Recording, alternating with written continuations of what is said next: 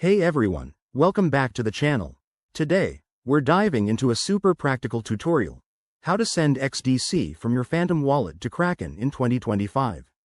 If you're into crypto, you know how important it is to move your assets securely and efficiently.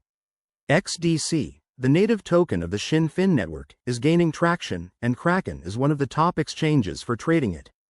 By the end of this video, you'll be able to do this like a pro. Let's get started. First things first, make sure you have everything set up. You'll need the Phantom Wallet app or extension installed on your device, with some XDC in your wallet. Also, ensure you have a verified Kraken account ready to receive the funds. Security is key here, so double-check that you're on the official apps and websites to avoid any scams.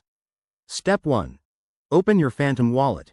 If you're using the browser extension, click on the Phantom icon in your toolbar. Once it's open, navigate to your wallet dashboard and select the XDC network or token from your asset list. Phantom supports a bunch of chains, so pick the right one. Step 2. Find the Send or Transfer option. This is usually a button or tab in your wallet interface. Enter the amount of XDC you want to send. Remember, crypto transactions often have fees, so check the network fees first to avoid surprises. Step 3. Get your Kraken deposit address. Hop over to your Kraken account, go to the deposit section, and select XDC. Copy the wallet address provided. It's a long string of letters and numbers. Paste this carefully into the recipient address field in Phantom. Pro tip: always verify the address to prevent sending to the wrong place. Step 4. Review and confirm the transaction. Double-check the amount, address, and fees. Once you're good, hit send. You'll get a confirmation prompt, approve it, and your XDC will start moving. Transactions on the Shin-Fin network are usually fast, but it might take a few minutes to a couple of hours depending on network congestion.